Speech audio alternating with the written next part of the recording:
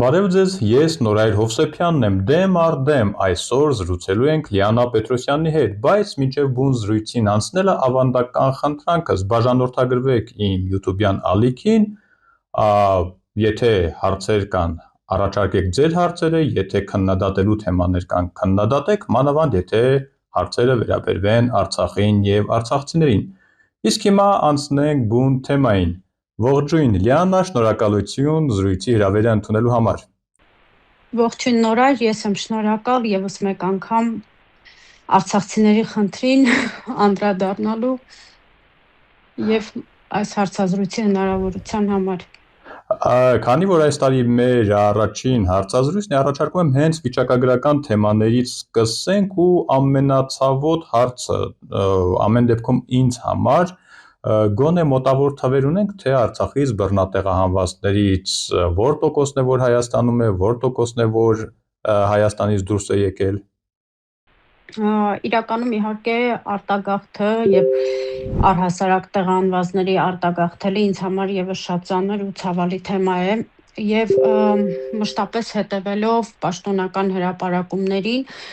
կարող եմ ասել, որ այսպես ստացվել է, որ 15000 միջինում 15000 թիվը դարձել է կարծես թե հարաբերական կայուն թիվ, այսինքն երբ պաշտոնական ամփոփագրերին ծանոթանում ենք կամ պաշտոնական տեղեկատվությանը, ընդհանուր շարժը հաշվի առնելով, նկատի առնելով, միշտ 15000 թիվը բացակայում է Հայաստանի Հանրապետությունից։ Այսինքն փորձենք ճշտել տարվա կտրվածքով 15000, թե Արցախից դուրս գալուց հետո Հայաստան հասնողներից 15000-ը դուրս եկել նաև Հայաստանից։ Դե եթե նկատի ունենանք, որ գրեթե բոլոր հրապարակումներում կարծես թե այս թիվն է շրջանառվում, այսինքն երբ որևէ պարբերականությամբ տալիս են ելք եւ մուտք արած տեղահանվածների թվերը, մշտապես այս թիվը գերակշռող է լինում։ Այսինքն նշանակում է, որ պարբերաբար ամեն տարվա կտրվածքով գոնե 15000 մարդ Հայաստանի Հանրապետությունից մշտապես բացակայում է, բայց մենք չենք կարող ասել արդյոք դա նույն մարդիկ են բացակայում, թե տարբեր ժամանակահատվածներում տարբեր մարդիկ են։ Շատ լավ, խոսենք մնացողներից ու խոսենք սոցիալական իրավիճակից։ Ընդդիմությունը պնդում է, որ կառավարությունը արցախցիների խնդիրները բոլորովին անտեսել է, մոռացել է, որ արցախցի բռնատեղահանվածներ կան, իշխանությունն էլ հակառակը պնդում է, որ արցախցիներին աչքի լույսի պես պահում է։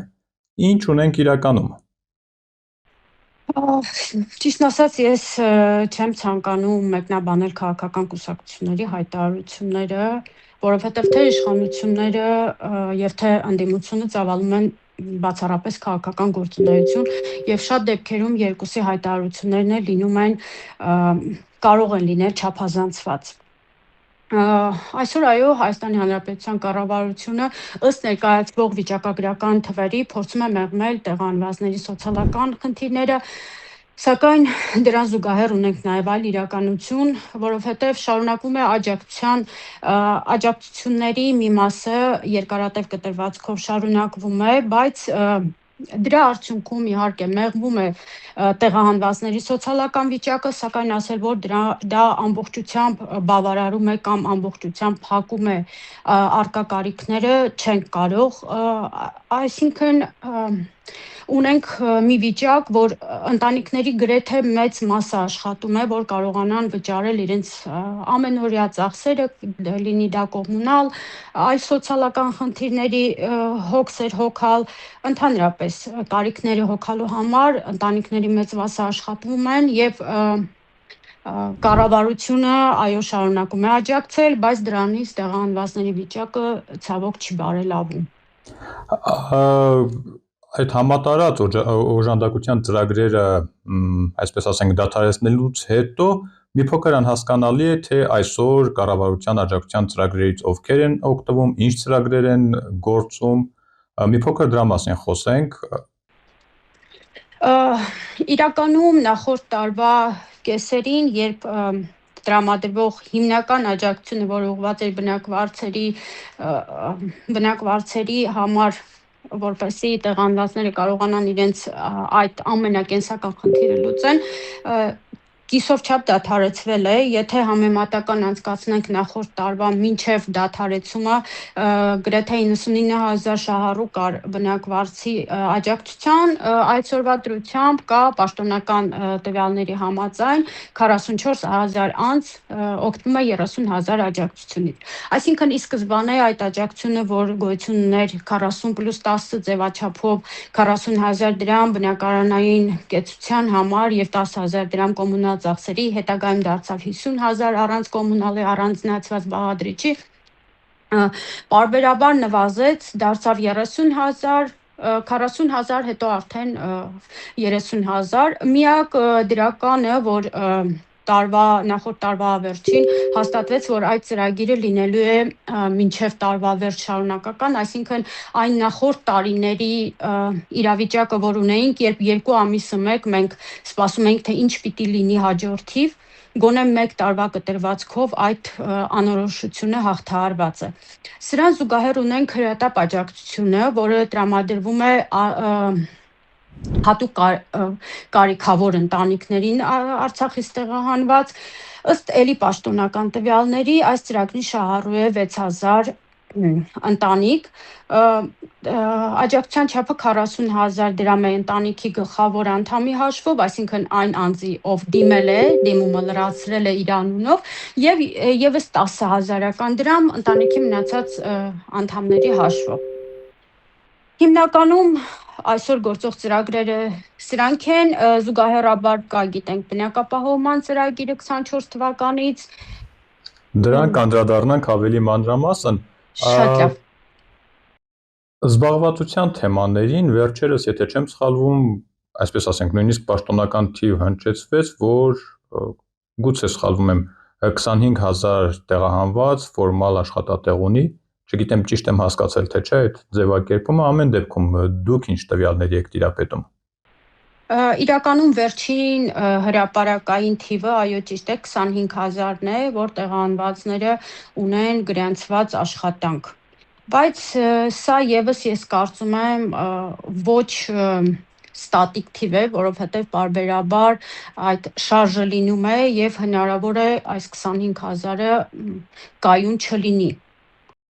Հիմա մի փոքր, այսպես ասեմ, թվաբանություն անենք, երբ որ զբաղվածների թիվն ենք վերցնում եւ աջակցություն ստացողների թիվն ենք վերցնում,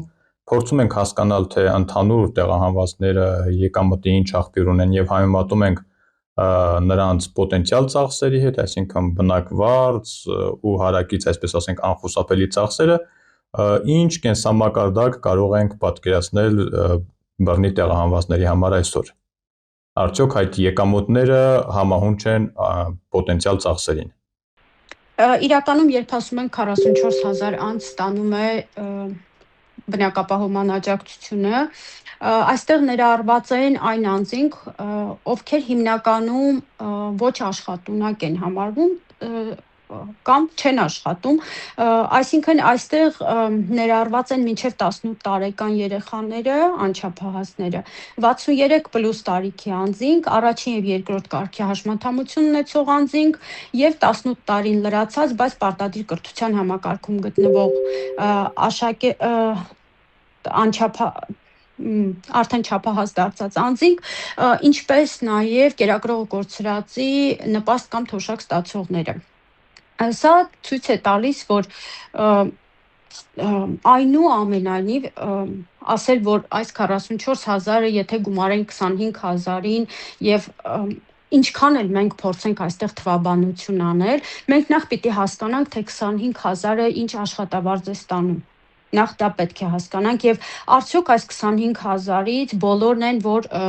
չունեն սեփականություն, արդյոք այս 25,000-ը օգտվել է բնակապահովման ծրագրից, թե չի օգտվել, այսինքն վերցնել պարզապես 4 թվեր եւ թվային կոմբինացիաների միջոցով փորձել պարզել տեղահանվածի սոցիալական վիճակը, կարծում եմ ճիշտ ու արդար չի լինի, որովհետեւ ինչքան էլ մենք ասենք, որ 25,000 մարդ զբաղված է, ստանում է X դրամ, այնուամենայնիվ մենք պետք է նաեւ նկատի առնենք, թե ինչքան վարձ բնակվարձ է մուծում տվյալ ընտանիքը։ Եթե գոնե մեկ ընտանիք ունի մեկ անչափահաս, նա ստանում է 30,000 բնակվարձ եւ ասենք միջինը 150,000, եթե ստանում է օրինակ աշխատավարձ։ Այլ եկամուտներն էլ հաշվենք, 200-ը եթե անգամ գերազանցի, 200,000-ից պակաս բնակարան վարձել, կարծում եմ շատ դժվար է այն վայրերում, որտեղ կա աշխատանք։ Իհարկե մենք չենք խոսում, որ բոլոր բնակարանները, բոլոր տներն են, տների արժեքն է 200,000 կամ 150,000, բայց այն համայնքներում, որտեղ հնարավոր է ունենալ զբաղվածություն, այստեղ էլ ունենք հակառակ պատկերը, որովհետև այս համայնքներում բնակարանների գներն են բարձր։ Եվ ստացվում է, որ ամեն դեպքում մինչև տեղահանվածի բնակարանային հարցը չլուծվի, մինչև դա որպես առաջնային հարց լուծված չլինի, լուծում չստանա, բոլոր այս ֆինանսական փոքր մեծ թվերի շարժերը որևէ էական արդյունք չեն կարող ունենալ նրա սոցիալական վիճակի վրա։ Իդեպ այդ հարցերը հասցնում եք նաև Հայաստանի Հանրապետության պատասխանատուներին ներկայացնել, եթե չեմ սխալվում, տարբեր առիթներով տեսնում եմ, որ հանդիպումներ ունենում եք։ Ոչ միայն հանդիպումների, այլ ամենօրյա նամակագրության եւ առաջարկությունների ձևաչափով փորձում ենք հնարավորինս հասցնել տեղահանվածների խնդիրները, որովհետեւ մենք ամենօրյա ռեժիմով կարելի է ասել առանց դադարի բոլոր խնդիրների մասին պարբերաբար տեղեկանում ենք եւ փորձում ենք հնարավորինս այդ խնդիրների մասին տեղեկացնել պատկամարմիններին եւ ակնկալել, որ այդ խնդիրները կստանան իրենց լուծումները։ Իհարկե, բացի խնդիր որպես խնդիր ներկայացնելուց նաև առաջարկություններ ենք ներկայացնում հիմնված հենց նույն տեղահանվածների կողմից ներկայացված առաջարկությունների վրա։ Իսկ դեպք եղել է, որ ներկայացված առաջարկը ինչ-որ մի բան փոխի։ Իհարկե այս ժամանակահատվածում եղել են առաջարկություններ, որ ընդունվել են, ընթացք է տրվել եւ դրանք վերաբերելի են եղել որոշակի ծրագրերի, ասենք որոշակի փոփոխություններ մտցնել ինչ-որ ծրագրերի մեջ, եղել են լայնամասշտաբ առաջարկություններ, որոնց շատ փոքր մասը գուցե ընդունվել է, մի մասը դեռևս քննարկման փուլում է, այսինքն սա ամենօրյա անդադար աշխատանք է։ Եթե ես կամ իմ թիմը մեկ անգամ խնդիրը ներկայացնենք եւ դա լուծում չստանա ու մենք պարզապես ասենք լավ անցնում ենք առաջ, այդպես չի լինում։ Այսինքն պարբերաբար փաստերի վրա հիմնված, այսինքն դա ոչ թե մեր կամայականությունն է, մեր ցանկությունն է, այլ կոնկրետ տեղահանվածը այդ խնդրի առջև կանգնած է եւ փորձում են կոնկրետ փաստերի հիման վրա ներկայացնել խնդիրներն ու իրենց լուծման առաջարկությունները։ Լիանը, առաջարկում եմ բնակապահովման ծրագրի մասին խոսենք, վիճակագրությունից երևի սկսենք, այս պահին քանի իրացված սերտիֆիկատ ունենք, այսինքն քանի ընտանիք է ենթադրենք, որ արդեն հասցրել է այդ խնդիրը լուծել իր բնակարանային, քանիսն է որ սերտիֆիկատ ստացել է, բայց դեռ ընթացքի մեջ է։ Էլի անդրադառնանք պաշտոնական հրապարակումներին, փետրվարի 1-ի դրությամբ ունենք հետևյալ պատկերը 4404 հավաստագիր, որ տրամադրվել է տեղահանվածներին, որոնցից իրացված է 1932-ը։ Սա նշանակում է, որ շատ քիչ մասն է այն ընտանիքների, որ պետք է ծրագրում ովքեր որ շահառու են, որովհետև մենք ունենք 25,000 թիվ, այսինքն ի սկզբանե ծրագրով նախատեսված է, որ 25,000 ընտանիք պետք է լինի այս ծրագրի շահառու։ Եվ փաստացի ունենք 1932 իրացված սերտիֆիկատ, սա իհարկե գոհացուցիչ արդյունք չէ։ Իդեպ ծրագիրը սկզբում մի տեսք ուներ, հետո ինչ-որ փոփոխություններ եղան ամեն դեպքում, այսօր գործող ծրագրի հիմնական դրույթները կարող ենք հիշեցնել։ Իրականում հրապարակման որոշման հրապարակման արդեն հաստատման օրվանից սկսած կարելի է ասել պարբերաբար եղել են փոփոխություններ ծրագրում, որովհետև ժամանակի ընթացքում նաև մշակողները հասկացել են, որ այդ ծրագիրը չի կարող կենսունակ լինել, եթե ինքը կարիքահեն չէ։ Բայց այնուամենայնիվ առ այսօր դեռևս խնդիրներ ունենք ծրագրում։ Հիմնական պայմանները անփոփոխ են՝ քաղաքացիության հանգամանքը, սեփականություն չունենալու հանգամանքը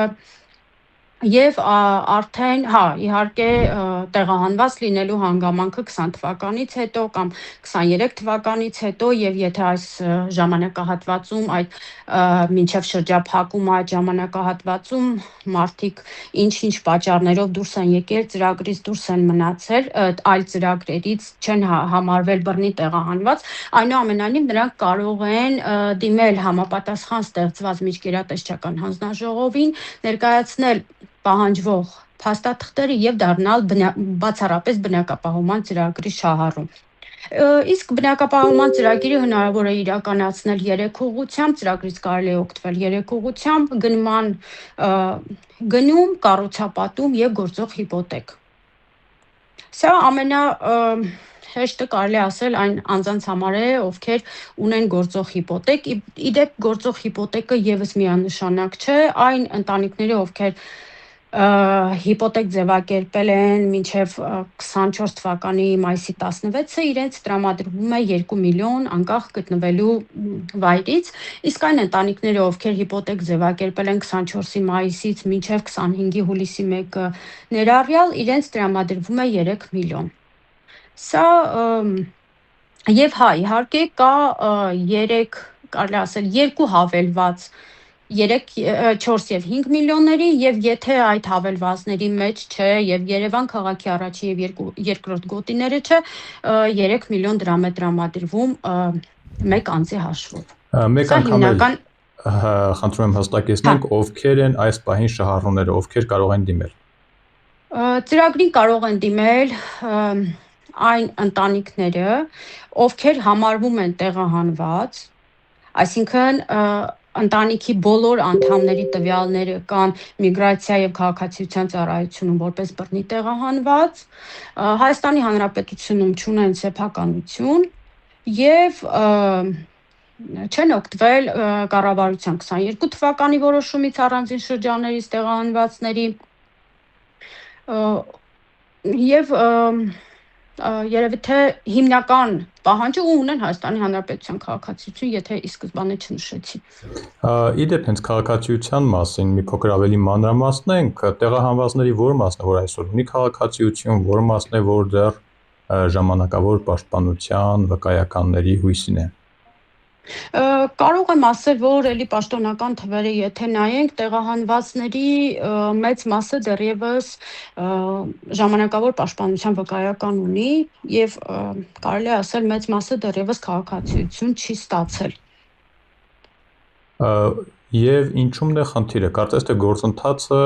Հայաստանի կառավարությունը փորձել է հնարավորինս, այսպես ասենք, պարզեցնել եւ արագացնել։ Այսօր, երբ որ հաշվարկում ենք դիմելուց մինչև քաղաքացիություն ստանալը, որքան ժամանակ է պահանջվում տեղահանվածից։ Իրականում 90 օրվա այսպես պայման կա, որ 90 օրվա մեջ պետք է լինի քաղաքացիություն, բայց մենք դեռևս ունենք դեպքեր 4-5 ամիս տևողությամբ, երբ օրինակ դիմել են սեպտեմբերին, բայց առ այսօր իրենց քաղաքացիության շնորհման այդ հրամանի մասին ծանուցում չեն ստացել։ Ընդհանուր ընթացակարգը կարելի է ասել հունվարից ամբողջությամբ փոխվել է, որովհետև մինչ այս տեղահանվածները կարող էին քաղաքացիության համար դիմում ներկայացնել Դավթաշենում, Զաքյան 3 հասցեում, ինչպես նաև կարող էին դիմումները ներկայացնել տարածքային անձնագրայիններում, սակայն 26 թվականի հունվարի 5-ից հետո քաղաքացիության դիմումների հայտերը ընդունվում են բացառապես առցանց տարբերակով, այսինքն բոլոր այն տեղահանվածները եւ ոչ միայն տեղահանվածները, բոլորը ովքեր ուզում են ստանալ ՀՀ քաղաքացիություն, պետք է անցնեն մտնեն հատուկ հղումով, այնտեղ գրանցվեն, որից հետո կցեն պահանջվող փաստաթղթերը եւ դրանից հետո սպասեն ծանուցման, ստանան ծանուցում, ֆիզիկապես մոտենան արդեն Դավթաշեն, այնտեղ արդեն տեղում հանձնեն փաստաթղթերը, եւ դրանից հետո արդեն սպասեն քաղաքացիության շնորհման այդ նամակին։ Տեսեք, թեկուզ բավական մանրամասն նկարագրեցիք, բայց կարծես թե այնքան էլ պարզ չէր ամեն ինչ, արդյոք մեծամասնության համար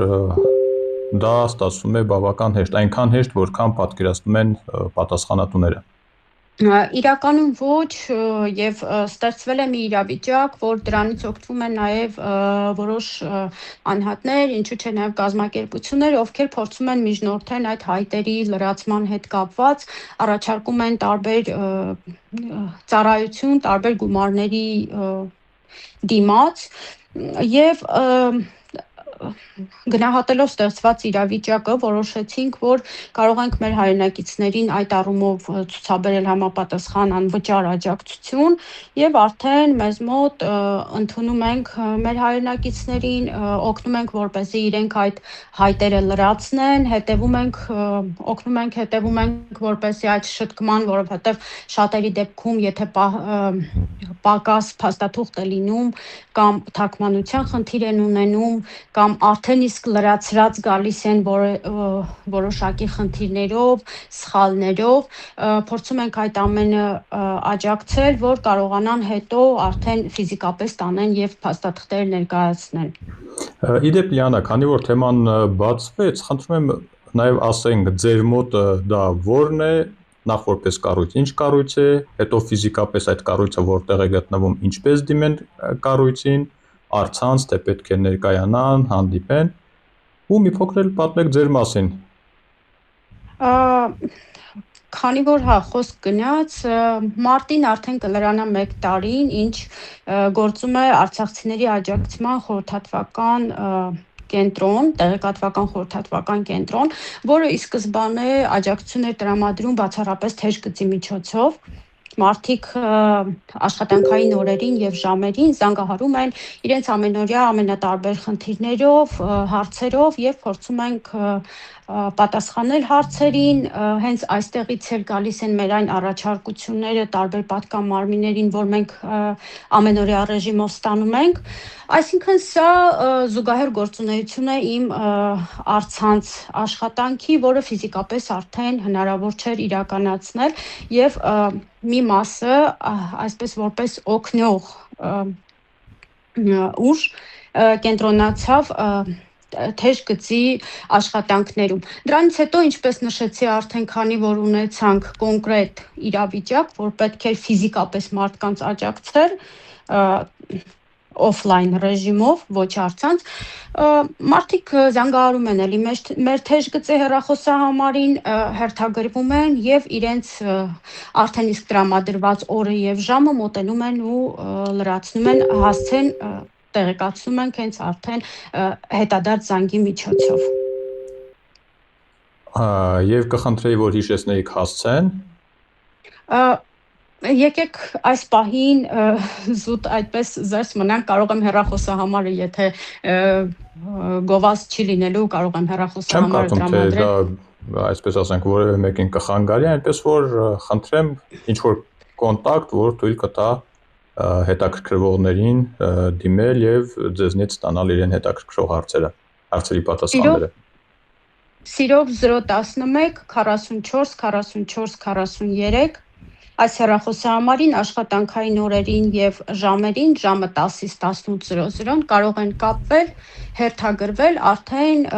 ոչ միայն հերթագրվել, ամենատարբեր հարցերով կարող են զանգահարել, բայց կոնկրետ քաղաքացիության հայտերի լրացման հետ կապված, եթե ունեն խնդիրներ, մենք պատրաստական ենք սիրով աջակցելու, որպեսզի այդ եւս մի սոցիալական բեռ չմնա տեղահանվածի ուսերին։ Իսկ դիմողների ինչ վիճակագրություն ունենք, քանի որ նշեցիք, որ արդեն 1 տարին կլրանա, կարող ենք այդ 1 տարվա վիճակագրության մասին խոսել։ Ի սկզբանե զանգերի թիվը սկսվել է 200-ից։ Օրվա կտրվածքով։ Օրվա կտրվածքով, այո, 200-ից, այսօր արդեն կարող ենք ասել, որ վերջին ամսվա հունվարի տվյալներով 600-ից 700 զանգ միջինում օրական լինում է։ Եվ ինչ հարցեր են ավելի շատ հետաքրքրում դիմողներին, գոնե այս վերջին մեկ ամսվա կտրվածքով կարող ենք նման թեմաներ դուրս բերել։ Իհարկե մենք պարբերաբար անում ենք մոնիտորինգ, պարբերաբար վերլուծում ենք տվյալ ամսվա թե խնդիրները, առաջնահերթ խնդիրներ, կրկնվող խնդիրներ, առաջնայինը սոցիալական աջակցությունների հետ կապված հարցերն են, երևի գիտեք, որ հրատապ աջակցության հետ կապված վերջին շրջանում համացանցում այդպիսի իրարանցում էր, որ քանի որ նախորդ տարվա վերջին ընդունվեց որոշման մեջ փոփոխություն կատարելու մասին որոշում եւ ընտանիքները պարտադիր պետք է միասին ներկայացնեն դիմում եւ դրանով պայմանավորված շատերի մոտ խնդիրներ առաջացան ծրագրային ինչու՞ չէ, բացի դրանից նաև բնակչության պետռեգիստրում տվյալների անհամապատասխանություն, այսինքն հրատապ աջակցություն բնակվարձի դիմումների հետ կապված, որպեսզի տեսնեն ծրագրերում արկա է, դիմումը արկա չէ, այս խնդիրների հետ կապված բնակապահովման դիմելու կարգի, ինչպես դիմել, ինչպես լրացնել օրինակ այս կետերը, հետո բնակապահովումից հետո ինչպես իրացնել ստացված հավաստագիրը, ամենատարբեր քաղաքացիության կացության ակտերի գրանցման այդ գրասենյակների հետ կապի միջոցների հետ կապված ինչպես ավելի մատչելի կամ անվճար տարբերակներ օգտագործել որևէ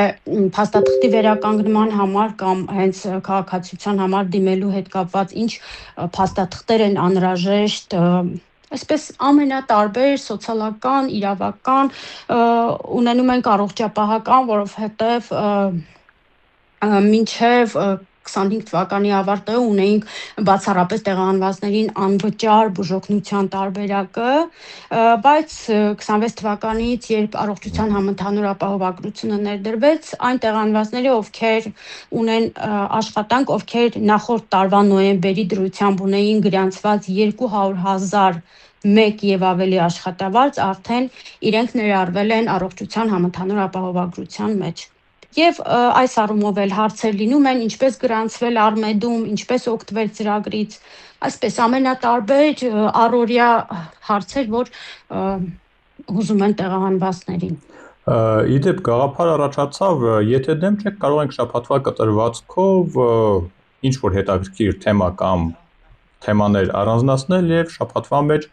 մի անգամ այս ձևաչափով հանդիպել, ներկայացնել, հուսամ մեր բռնատեղահանված հայրենակիցներին օգտակար կլինենք։ Սիրով ես միշտ պատրաստ եմ առավելագույնս տեղեկատվություն տրամադրել, առավելագույնս հնարավորության սահմաններում պատասխանել հարցերին, որպեսզի մեր հայրենակիցների մոտ գոնե տեղեկատվության մասով այդ պակասը նվազի։